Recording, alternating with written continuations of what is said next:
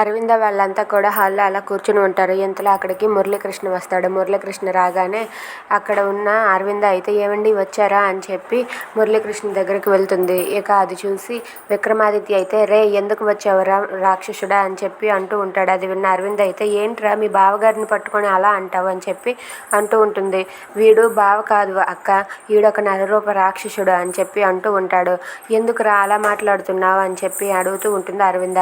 లేదక్క, వీడు ఎంతోమంది అమ్మాయి జీవితాలని నాశనం చేసి బ్రతుకుతున్నాడక్క అని చెప్పి అంటూ ఉంటాడు. అది విన్న అరవింద అయితే ఏంటి విక్కీ ఏం మాట్లాడుతున్నావు, అసలు నేను నమ్మను, అయినా నువ్వు ఇలా అనడానికి గల కారణం ఏంటి, ప్రూఫ్ ఏంటి అని చెప్పి అంటూ ఉంటుంది. అది విన్న పద్మావతి అయితే నేనే వదిన గారు, నేనే, ఎందుకంటే అతనికి పెళ్ళి అవ్వలేదని చెప్పి నాతో ముందుగా ఎంగేజ్మెంట్ చేసుకున్నాడు, వాడు నా జీవితంతో ఆడుకున్నాడు, మొన్నటి వరకు విక్రమాదిత్యకి నాకు మధ్య గొడవలు పెట్టింది ఇతనే అని చెప్పి అంటూ ఉంటుంది. అది విన్న అరవింద అయితే ఒక్కసారిగా షాక్ అయ్యి అలా ఉండిపోతుంది. ఇంట్లో వాళ్ళంతా కూడా అలా చూస్తూ ఉంటారు. ఇక పద్మావతి అయితే మురళీకృష్ణ గురించి చెప్పిందంతా విని అరవింద అయితే ఒక్కసారిగా షాక్ అయ్యి అలా ఉండిపోతుంది. ఏంటి ఇదంతా నిజమా అని చెప్పి అనుకుని మురళీకృష్ణ వైపు కోపంగా చూస్తూ ఉంటుంది. Thanks for watching friends, please subscribe our channel. Thank you.